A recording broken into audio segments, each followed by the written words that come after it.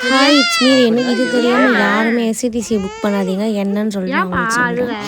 லிங்கா குட்டி ஈவினிங் நான் கிளம்பும் போதே அவன்கிட்ட வந்து நான் இது மாதிரி கிளம்புறேன்னு சொல்லிட்டு இருந்தேன். அவன் வந்து ஒவ்வொரு தடவையுமே நான் அங்கேருந்து வரும்போது பயங்கரமாக அழுவான்.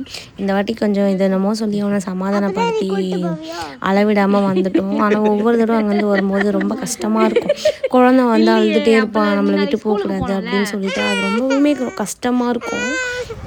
அதுக்கப்புறம் வந்து கிளம்பிட்டோம். அங்கேருந்து ஷேர் ஆட்டோ பிடிச்சி தென்காசி பஸ் ஸ்டாண்ட். இதில் ஒரு வீடியோ அவனே சொல்லியிருப்பேன், என்ன நீங்களே கேளுங்க. பை போயிட்டு வரட்டுமா? நீ பஸ்ல நீ பைக்ல வாடி தங்கம். ஓகேவா?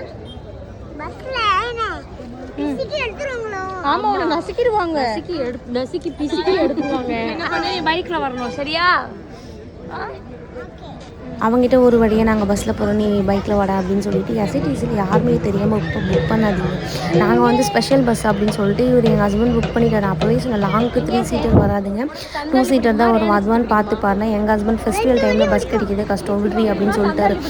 செம்மையாக வந்து நூடுல்ஸ் ஆகி வந்துட்டாங்க. தென்காசியில் 7 மணிக்கு பஸ் எடுத்தாங்க, 7:15க்கு எடுத்தாங்க. ஆனால் பஸ் டைமிங் வந்து 6:40 தான். காலையில் 11 மணிக்கு தாங்க வந்து சேர்ந்தேன் சென்னைக்கு. அவ்வளோ நேரம் உருட்டிகிட்டே இருந்தாங்க. மருவத்தூர் தாண்டி செம்ம டிராஃபிக்கு. அங்கேருந்து டிராஃபிக்லேருந்து கிளியர் ஆகிறதுக்கு 2 மணி நேரம் ஆகிடுச்சு. இதுக்கப்புறம் என் லைஃப்பில் பஸ்லேயே போகிறேன்னு முடிவு பண்ணி இந்த வீடியோ முடிச்சுக்கிறேன். தேங்க்யூ ஃபார் வாட்சிங்.